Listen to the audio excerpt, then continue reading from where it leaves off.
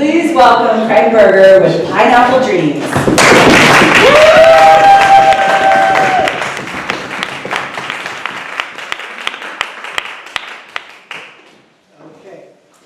Yeah, this is dedicated to a great farmer. His name is Augustin.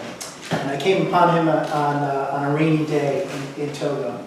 I was on my way back to my village from the town of Berger when one of those West African heavy rains hit me. I pulled my motorcycle off to the side of a dirt road and I took refuge under a thatch roof shelter. All around me was verdant farmland of corn, cotton, and yams. And to my left was a farmer's compound. It was poor but sturdy. The walls were built of mud bricks and the roofs tin. Out of one of the doors came a man in flip-flops, tattered shorts, and a shirt with farm dirt caked into his threads.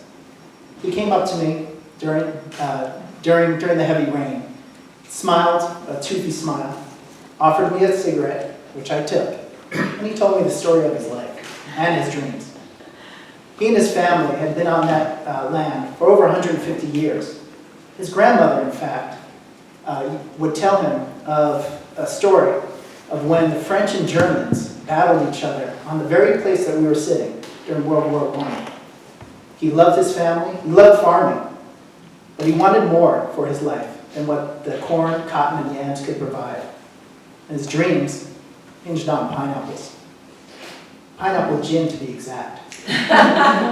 See, he and some buddies were playing around with recipes and wanted to create the first moonshine in the region, distilled only from the production of pineapples. They formed a cooperative, and in French it's called Le Groupement Agricole Projet Ananas, or GAPA for short. And when the rain receded, he invited me into his compound. And he wanted me to meet his family, the men of GAPA, but more importantly, to taste his pineapple gin. And when I did, it was absolutely delicious. Sweet and syrupy with a killer finish. It started out like a wine cooler and ended like an earthy tequila. It was wonderful. And the men of GAPA took me around. They showed me their till. They showed me how they're going to produce their gin and the distribution plans. They even had pricing. They had everything. They were going to create and dominate their own market. If brought to fruition, they were going to become absolutely rich. And that was their goal. That was their dream. And Augustin had it all in his head from the very beginning. All they needed were the pineapples. And that's where I came. Knowing my connections with the Peace Corps, they were hoping that I could have access to fund a grant so that they can get started. And I knew right then and there that I could. I told them I'd be back with all the plans of the grant worked out. And as the rains died down, I left them full of inspiration, my head full of pineapple gin. And I doodled a rap in my head because I was so inspired by it. Here they are, we're like these do-gooders with our project with the Peace Corps. And these guys want to make their own moonshine and they want to get rich. And so I doodled a rap. And it was the early 90s, 1991 to be exact. And as you know, the rap world was dominated by Vanilla Ice. So without any irony, I came up with this rap. So bear with me. It went something like this. Great beat in my head.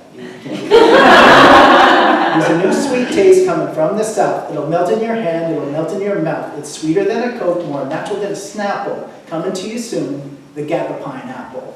That's all I know. Now, pineapples were grown in Togo at the time, just in small quantities, and it was controlled by the government. There was a small local agency that had seedlings and had fertilizer that the project needed. and we would require the cooperation of them. So when I returned with my grant all filled out, me, Augustin, met with the director of the project, and we showed him the contract of the grant. It was for $2,000. And almost all the money went to seedlings, which were expensive at the time, as well as fertilizer. And there was a little bit of money for agbamavi, because that's the way things work in Africa, as you know. You give a little something, grease the wheels, and so he had a little money for himself.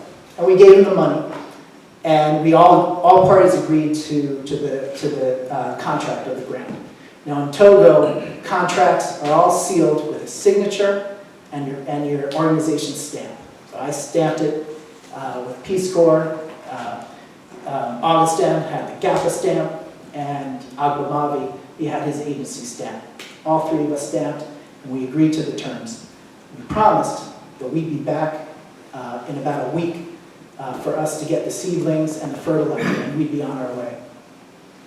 A week went by, and Augustin and I went to the very same office to meet Agbamavi, expecting to collect our 20 hectares worth of seedlings. And Agbamavi looked at us like, it's not happening. Look, all the seedlings are gone. There's only a few of them left, and the ones that are remaining are super expensive. Well, now, obviously, I knew what was going on right there. I was in the middle of one of those African brides. I was being blackmailed. And here we were with the project in balance. If we gave into Agbamavi, well, we would only have about 5 hectares worth of seedlings. But if we refused him, the whole project would be gone. And GAPA and Augustin's dream of becoming pineapple gin masters would die out.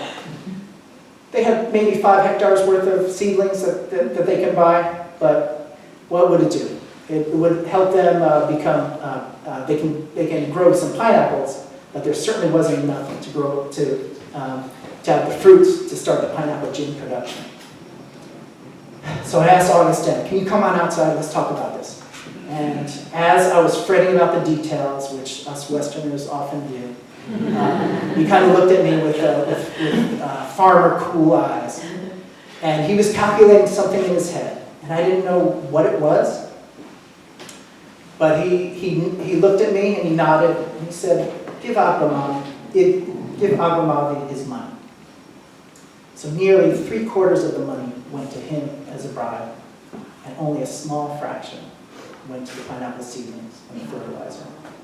But we took it, and Augustin had a certain confidence about him.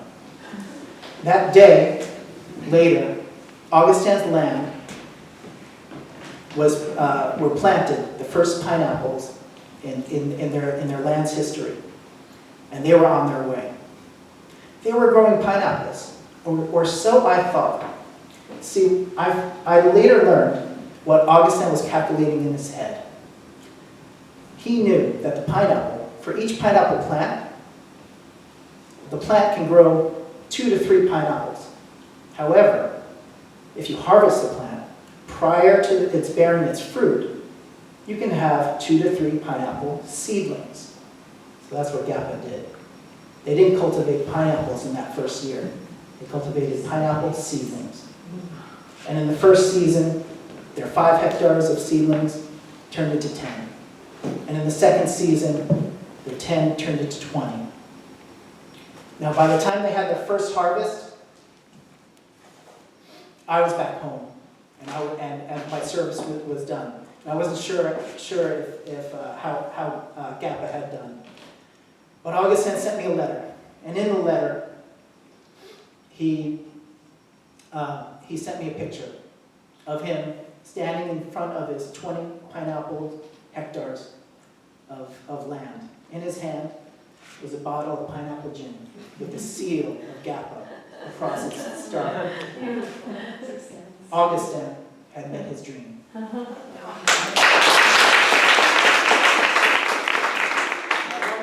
Before I left country, I want to pay Agbamavi one more visit.